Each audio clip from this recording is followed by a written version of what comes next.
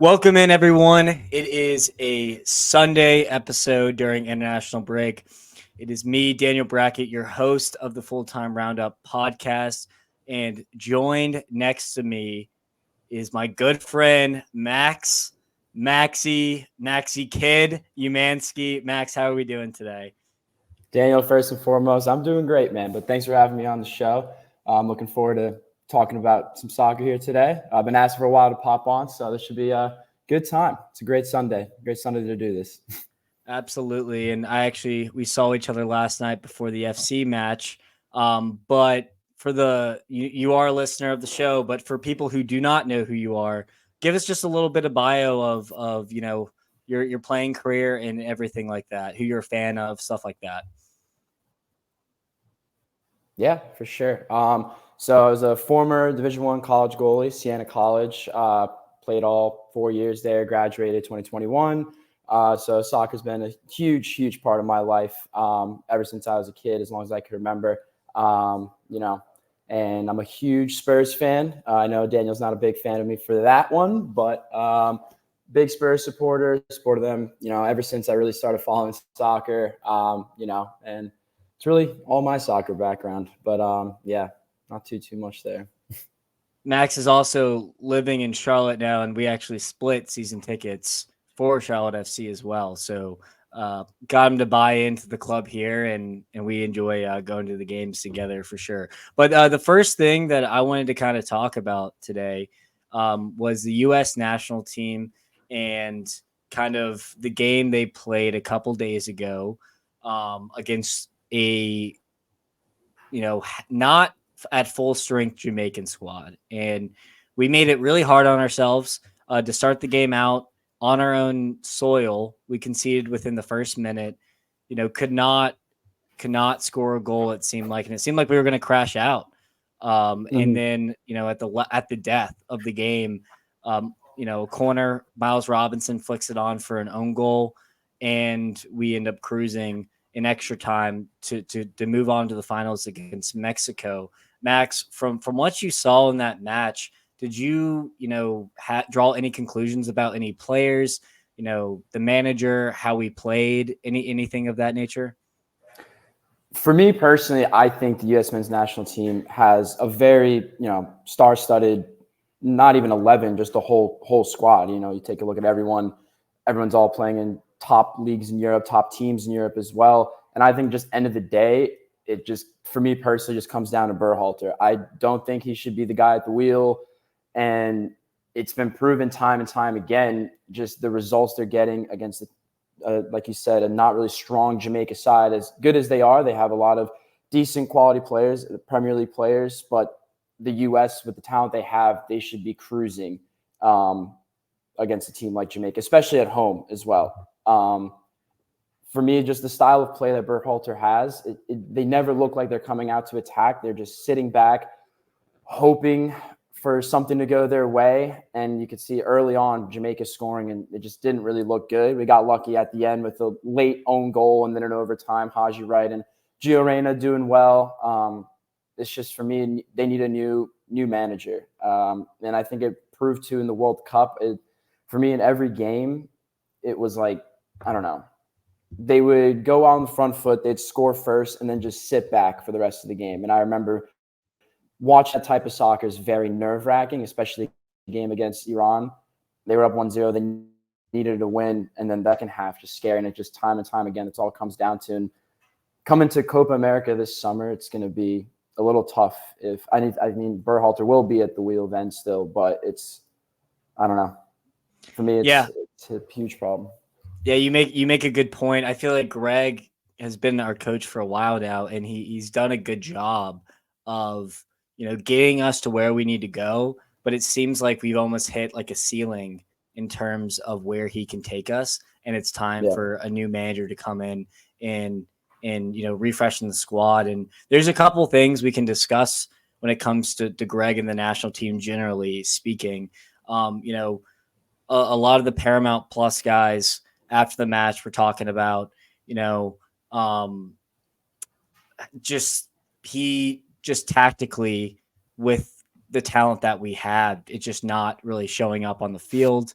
I mean, we against Jamaica, I think our XG, which was less than 1, on home soil with a very strong starting lineup. You get Balogun, and the thing that sucks the most probably is when Berhalter, before he re-signed on with the national team, we got to see a different style of play with Anthony Hudson and BJ Callahan. And it seems like those two coaches got more out of the national team stylistically than Berhalter ever has. And you can look at the record of how the U.S. performs against, top 20 opponents other than Mexico. It's really poor. And we've just, that Mexico record is good, but we're also talking about a Mexican team that hasn't been as good historically speaking. So it's going to be really interesting to see how the final goes. But I wanted to not move on from it, but I wanted to at least get do you think you got the lineup right? Like, how did you like that starting XI? Tillman started in the middle. We had McKinney and Musa in the midfield, and then had Pulisic, Balogun, Weah in the front, and then we had Joe Scally on the right, Chris Richards, Miles Robinson, and Anthony Robinson on the left side with our boy Turner in goal. Yeah, the lineup was great. Like, I have no complaints with that. It's just, again, the style of play that they bring is just the players they have, it can be so much better. And I expect way more out of them. And the lineup's good. The bench is good as well. I mean, Joe Scally, he's a very good player. I feel like typically destined to be there if he wasn't hurt. Well, he was suspended for this match after that red card. That's right. Yeah. So, yeah, it was a strong lineup. I think Miles Robinson, Chris Richards, probably the two best center backs. I mean, Tim Ream's good, but he's getting up there in age. I'm happy that Walker Zimmerman isn't there anymore. He's a good player, but I just think those two are a lot better than him. Tyler Adams can be in there. I think, is he injured as well? Yeah, he's still coming back he played 30, 40 minutes, I'd say. Mm-hmm. It would be interesting to see because he just came back from that long-term injury for Bournemouth. He's on limited minutes. He wasn't happy about being taken off or being, taken off in extra time. It'll be interesting to see. I like the lineup. I didn't like how Musa played at all. I thought he was very, just very lackadaisical with the ball at times. Pretty static, yeah. Pretty static. What I would like to see is Johnny Cardoso get the start with McKinney in Reina in the middle of the park against Mexico. I thought Tillman played well. I would actually like to see Weah dropped and Tillman on the right wing with Balogun or Pepe up top or Haji Wright. I mean, hell, he scored a brace. And then Pulisic on the left, of course, to start against Mexico. But yeah, Gio Reyna, got his opportunity in late in the game and then delivered in extra time. So did Haji Wright, who has had a wonderful 2 weeks after his big goal with Coventry in the FA Cup and then scoring a brace to bring us to the finals. So he's definitely, for me, taking his chance in this camp. And the U.S. national team striker pool gets even more intriguing when you have, Sargent, who got a knock, Pepe, Balogun, and him, as well as Pefok and Brandon Vasquez not even getting a peek in right now. Yeah, no, that's a solid all-around 11 squad, etc. It's just really, really good. And again, just needs someone else at the wheel. With the talent they have, I expect more. And like I said, there's just so many different lineups you can have, and they're all so good. Like you said, too, Cardozo is a player. You don't really know much about him on the national team. He hasn't really got too much of a chance, but man's been killing it at Betis in La Liga. So I think if you're playing well at that level, you definitely deserve a spot there. And Musa, yeah, as good as he is, but he didn't look too great. But I do like Yunus Musa a lot. I think he's a pretty strong, powerful midfielder. A little slow on the ball, but yeah, I'd like to see Cardozo in there as well. Yeah, and my last little rant before we move on and preview Mexico. Obviously, the pitch was played on concrete. 3 inches of grass on concrete was not ideal. You could kind of see the ball wasn't moving like it usually should, which is unacceptable. Also, another bone to pick is how the hell is the national team being played behind a paywall in terms of U.S. commentary? I get it's March Madness and there's a lot of other sports going on right now, but the attendance of the game wasn't great. And it just like if you want to grow the national brand of U.S. soccer, you need to have these games publicly available. And I couldn't believe that the only public space it was on Unamas, which is they were speaking Hispanic or Mexican. So I mean, or Spanish, excuse me, Jesus. But yeah, so that was really the only bone to pick I had in terms of the U.S. for this camp. Now, in terms of playing against Mexico, there we go. I was getting my words confused. Are you confident on this final that is going to happen at 9:00 tonight Eastern time, or are you a little bit worried? As Mexico did beat Panama 3-0 to get to the final. The U.S. always shows up against Mexico, I feel like, especially recently. I think the last, as long as I can remember, the last 5 times they've played them, I think they've won or gotten a draw, whether it be a friendly or a competitive game such as the final tonight. So I'm pretty confident going into it just because of the stake that it has in the game. But if they come out on the front foot like they did against Jamaica, it could be a very long night because, Mexico does also show up against the U.S. So it could go either way. But if they play like they did against Jamaica, it could be a long night, especially with Mexico beating Panama. Not a strong side, but still 3-0. That's, showing some pretty good offensive firepower. Yeah, that's the word. So we'll see. It could be a long night. I honestly think it could be a pretty low-scoring game, definitely an overtime seeker for sure. But I'm predicting, I'd say, I think it'll be 1-1 going to extra time, and then U.S. can hopefully get a 2-1 for the final. So we do love a late goal against Mexico. It's happened a ton of times, and Miles Robinson is the one I'm remembering had a nice headed goal a couple of years ago against Mexico in the final. So I wouldn't say I'm as confident as you. Santiago Jimenez kind of was off the bench in the last game. I think he'll start. Irving Lozano got some rest as well. So they're going to go full strength.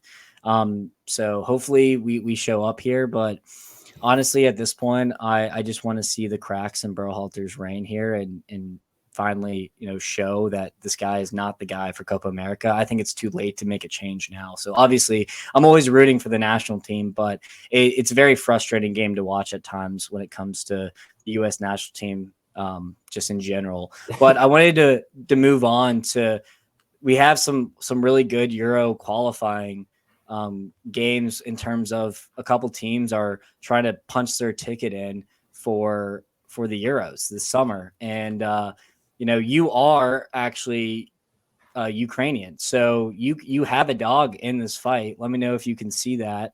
Yep. Well, you can. Okay, cool. So just wanted to go through the different scenarios here and, maybe predict a little bit how, I'm going to just zoom in just a little bit. This is path A here. So Wales beat Finland and Poland beat Estonia. So this will be played on Tuesday, I believe. Wales versus Poland to punch their ticket to the Euros. How do you like lean aside here? To be honest, I think it's pretty heavily favored for Poland, in my opinion. I think offensively, they're a lot better than Wales. I mean, Wales does have the likes of Brennan Johnson, who Spurs lad, so I'm always up for him. And I mean, they also have Ben Davies. They're pretty strong defensively, but I think Poland at the end of the day, 5-1 against Estonia, that's pretty good result. So I think they'll probably edge away here. It could be pretty close though, because Wales, they don't really have a good team on paper.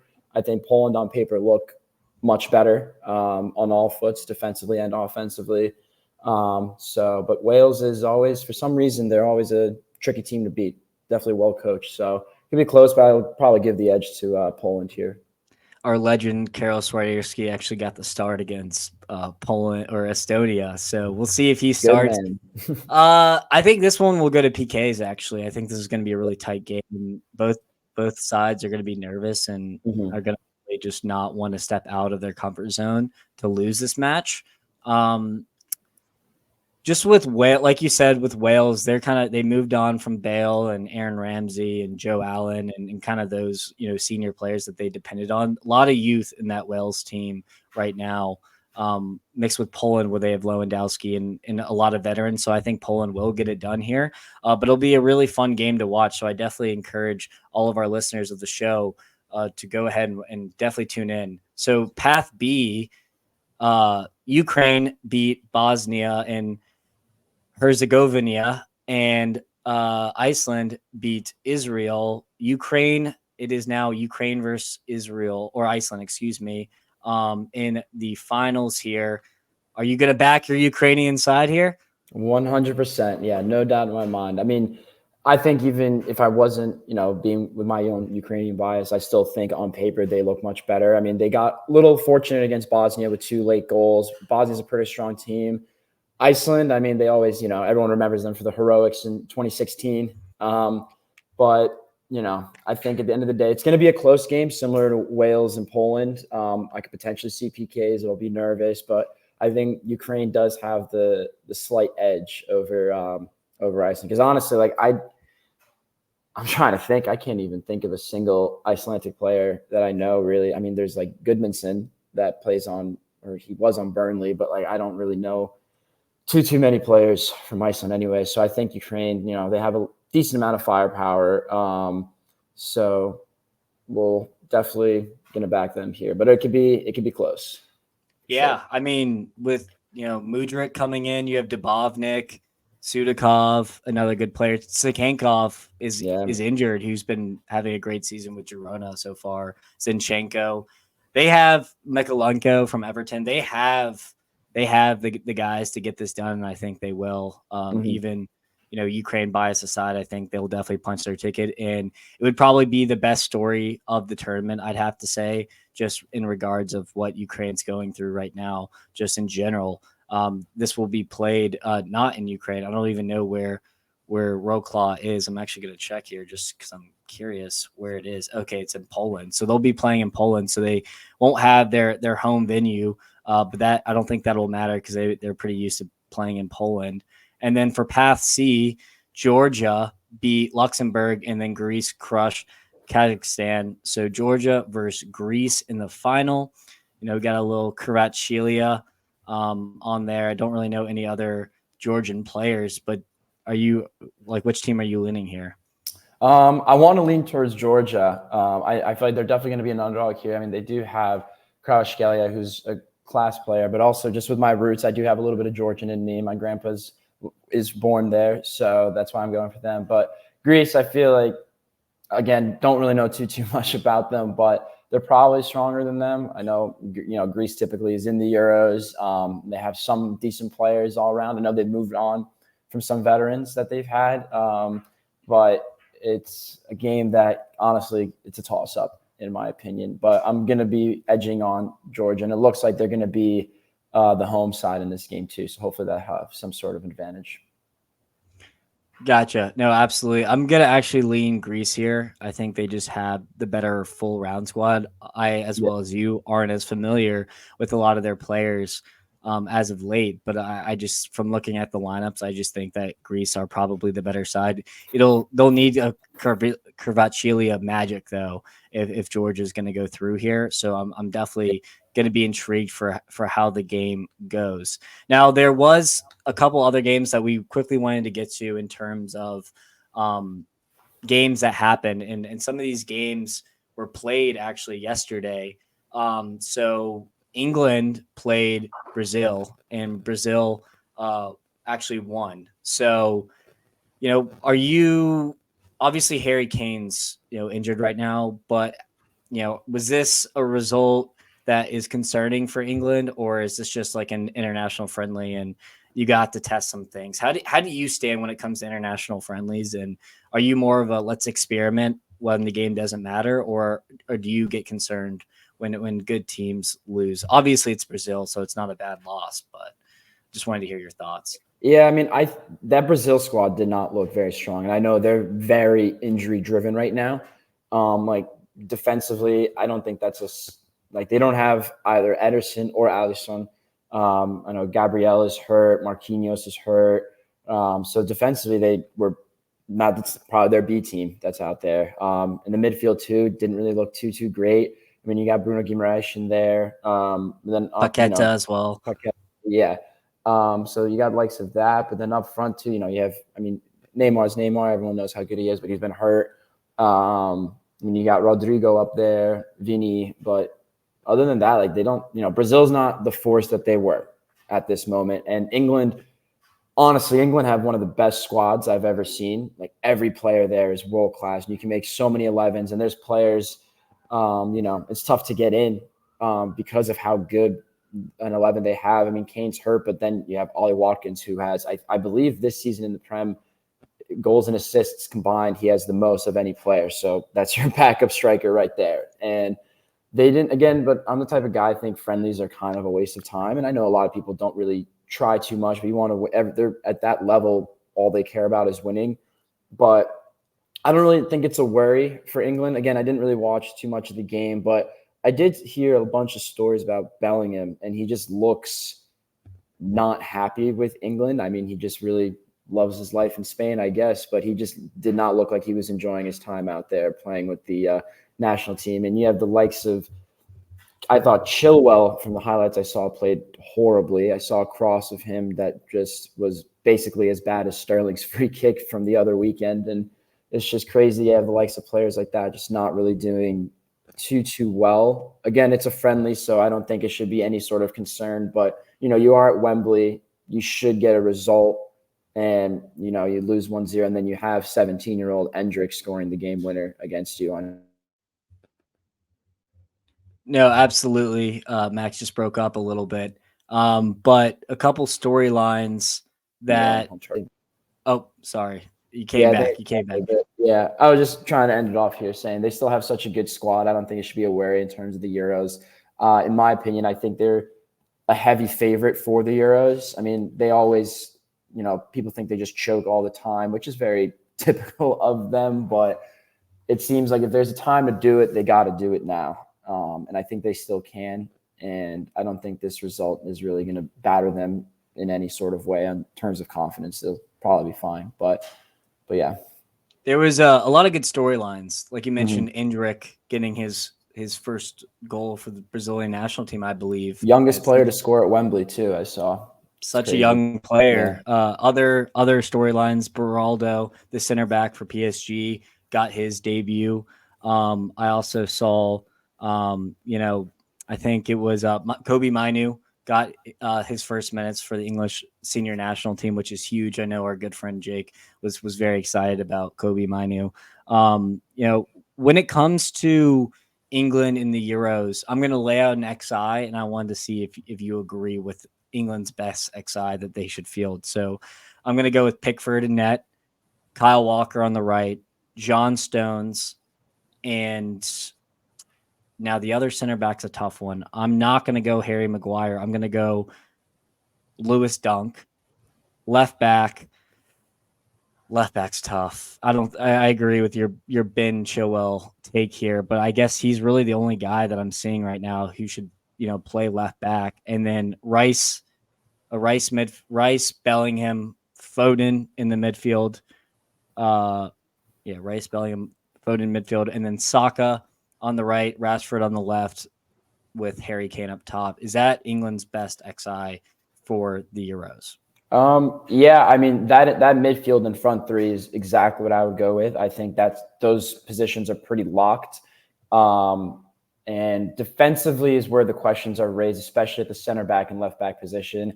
I'm not a big advocate for Pickford, but he does perform for England. And it's kind of the same story with Harry Maguire. Like, he's not the greatest, but when it comes to his international appearances, he plays well for England. What I don't get is, I mean, I think Gareth Southgate is very biased when he comes to picking players, and he doesn't really look at players outside of the Prem besides Bellingham. But I think Tomori, it doesn't even get called up, is a great center back. And it makes no sense to me that he not only doesn't start, but doesn't even get selected for the squad. I think he would be a starter 100%. Makes no sense to me. But yeah, it definitely is Stones in the middle. Although he doesn't typically play center back for City, but I mean he can play almost anywhere, but he's definitely locked in there. The right back spot too is kind of tricky. Like I know you said Walker. Walker's good, but he's getting up there in age. He's still a great player, but depending on Trent's fitness, I think it should be Trent or Reece James, one of the two. But they're both just so injury driven. And then same thing with the left back position. It's either Chilwell or Luke Shaw. If Luke Shaw is fit, I think should get the nod over Chilwell. But again, it's just a matter of if you can be fit by June, because I know they're all injury driven, those guys we just mentioned. But that midfield three of Bellingham, Rice, and Foden, honestly, is like the best midfield in Europe, I think, on any international team. That three is just ridiculous. But if Bellingham played like he did yesterday he just seemed like he just didn't care. I mean, it was a friendly, but he just didn't look like himself like he is at Madrid yesterday. But that's still like, that's the three. Can't really think of any other replacements. I mean, and then you have people on the bench like Kobe Mainu, who I saw a clip of him actually in the England training, and he was just dominating, taking the ball off people crazily. But unfortunately, you're under Rice, and Declan Rice is just incredible. That front three of Saka and Kane and Rashford, that's a lock in my opinion too. I don't see anyone else going over their spots. And then their replacements, Kane's hurt, you got Ollie Watkins. And then Rashford is kind of been mediocre to say, I guess, this season. So, but there's just no one else unless you want to take Foden out of the midfield three, put him on the left, and then replace him and put Maddison there. That's all I can think of. Mm-hmm. Yeah. But which I think is honestly pretty good right there. But if Rashford at his best, then Rashford's there, and then Foden stay in the middle. But if Rashford's going to be kind of lackadaisical and underperforming, then I think Foden should go on the left with Maddison at that 10 role in behind Kane. Little Spurs bias for me there, but I think Maddison is not world class, but he's very, very good. And it's just tough with, the only way I think he plays is if Foden is not playing in the middle, because Foden,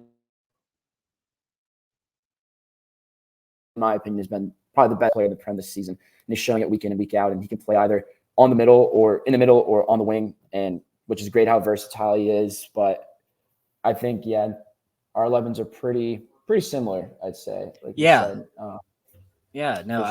I think that Fikayo Tomori is a great shout. I also think Ruben Loftus-Cheek should find himself in the squad as well.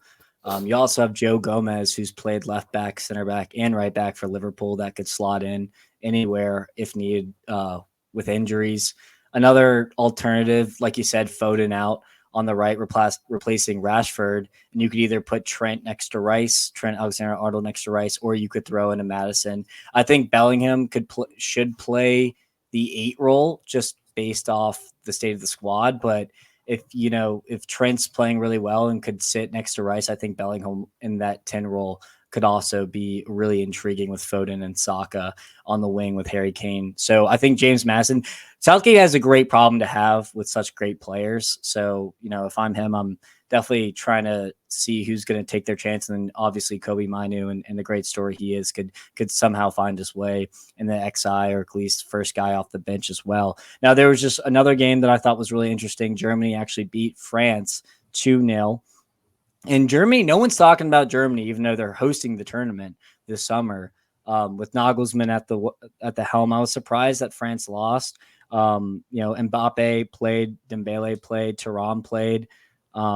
Zaire Emery actually got a solid minutes with Tushanami and Rabiot, Lucas Hernandez, Upamecano, Pavard, and Koundé back line. So I think this is not a result to freak out if I'm France, because they are the dead-on favorites for this tournament. But they have a lot of options. But I really wanted to talk about Germany because we saw Havertz play up top and scored a goal.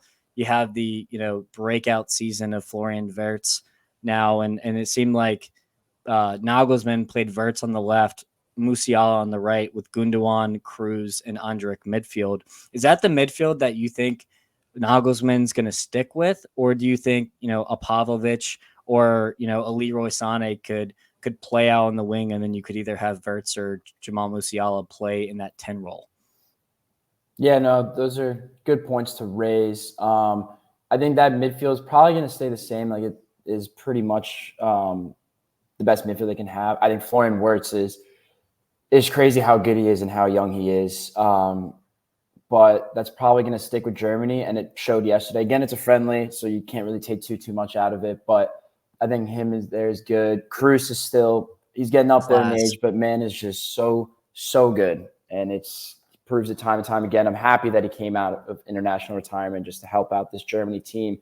But it's been weird. I think the reason why no one's talking about Germany in general is just because the last few tournaments they've been in, they just got knocked out early, right? 2018 World Cup, the Euros, and this past World Cup. So, I mean, it could be the same story, but they do look really good. And France played a pretty strong 11. I wouldn't say that's their strongest 11. But the only thing I think is I would like to see Sane in there. I think he's very, very good and should be playing on the right. But other than that, I think it'll probably stay the same, at least in the midfield. Yeah, absolutely. Good problems to have if you're Nagelsmann. I think Pascal Yeah. Gross, Pavlovic, Leroy Sané, Gnabry, if they get back to good form, they could find themselves on the wing. But I think Germany is definitely going to lean on the likes of Florian Wirtz and Musiala to bring the magic, and then you have Bayer and Havertz up top, whoever you want to choose from there. So Gundogan definitely a shoe in. I think Cruz, like you said, is probably a shoe in, and then figuring out where the players are going to play is the big question. Now, the last topic I wanted to get to in terms of the recap is Portugal. They played Sweden and beat Sweden 5-2. And Portugal, last international break, I made a big take that, they're top 3 favorite in this tournament for the Euros. And Sweden's a good team. I mean, they have Gyökeres up top, who's been the best player in Portugal, Alexander Isak playing with them, Alenga on the left, Kulusevski on the right. The rest of the team is so-so, but that was star-studded attack.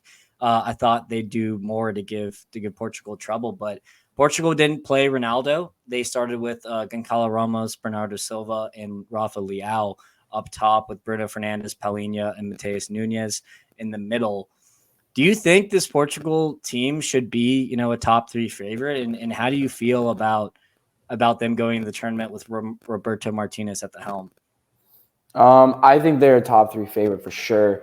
Roberto Martinez being the manager now, I think it's better than Fernando Sancho, right? Santos, yeah. Yeah, I think that's a better manager for sure. And Roberto Martinez, I mean, I feel he doesn't have too good of a track record. Didn't really do much with Belgium's golden generation, right? They've got knocked out pretty early, other than a semifinal run in the 2018 World Cup, but definitely expected more out of them, and it just didn't really seem to do too well there.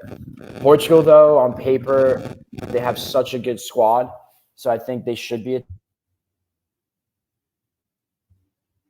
top 3 favorite, if not a top 2 favorite. I still think England should be the favorite, but Portugal they're just good. Like, they are a very, very good team. That front 3 with Bernardo Silva, Rafa Leao, and Goncalo Ramos. I mean, I'd rather have.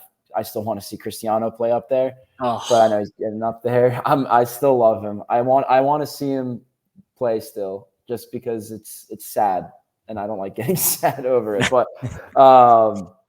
yeah, and then you have the likes in the midfield, Joao Palhinha, and who else do they? Bruno Fernandes and Mateus Nunes was the starting 3. Just completely blanked my mind there. Yeah, but that's a very good midfield. Defensively, you got Nuno Mendes, Ruben Diaz, Pepe, who's still as old as he is, just great player. And then on the right, Diogo Dalot. And then in goal, you got Costa. Like, that's just a good team. They'll definitely make a run. I'm not sure if they'll win it. Because there's teams like France too. Maybe I'd edge them over that. I think that's probably the top 3: England, France, and Portugal. I want to say Germany too, but I don't know.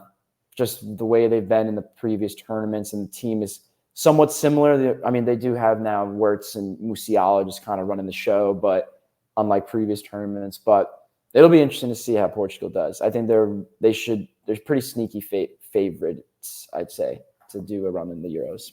Yeah, my biggest take, or 2 biggest takes when it comes to Portugal, is number 1, I think your best Portugal lineup is without Cristiano Ronaldo at the stage. I think you bring him on in the 60th minute every single game when you need a goal, but you start Goncalo Ramos or whoever else you want, Andre Silva up top. I just don't think this team is built to have Cristiano at this point, with just like how old he is and the work ethic that's going to need to be played through 90 minutes. So I'd have Cristiano as a super sub. My other one is, I think that João Neves from Benfica, the wonder kid, should start in this midfield next to Bruno Fernandes and João Palhinha. I don't think Mateus Nunes is better than João Neves, and that might be a hot take. A lot of people haven't watched João Neves play other than in the Europa League with Benfica, but this kid has played every single game for Benfica this year. He's been the best player on the team, and I would like to see him start in the Euros. So that's like my big stamp of approval there. But I'm glad we got to at least have this conversation and just cover some of the international friendlies that were, especially with the Euro knockouts. Just a couple games that I wanted to shout out that should be interesting as we wrap up international break on Tuesday. Other than the Euro finals, there's a couple good games here. We have, let's see here. We have England versus Belgium, a good matchup. Belgium are going to be, wanting to prove themselves here after a disappointing World Cup. You also have, the Dutch play Germany. We haven't even mentioned the Dutch, but the Dutch look great in their first game. And I think that they could give Germany some trouble here. And maybe they're not being talked about much, but they're definitely a top 5, top 7 team. As well as, Spain plays Brazil. Spain just is injured right now, so I'm not going to draw. I didn't really want to touch on them in this pod just because we're seeing kind of a B Espanol team. And then, going in with Mexico, United States tonight is going to be the biggest game. But Max, thank you so much for hopping on. We're definitely going to have you on again, maybe to talk Spurs later on in the calendar year here. But thank you so much for your time. And, we'll be back on Thursday. So go ahead, and if you're watching this video on YouTube, like and subscribe. If you're listening to this via podcast, go ahead and download the video and give us a 5-star rating on any, Spotify, Apple Podcasts, anywhere where you get your podcast. Give us a 5-star rating. And the betting show will also be back on Thursday. So go check that out. But Max, great talking to you, and we'll see you in the next episode. Yeah, sounds good. Appreciate having me on, Daniel.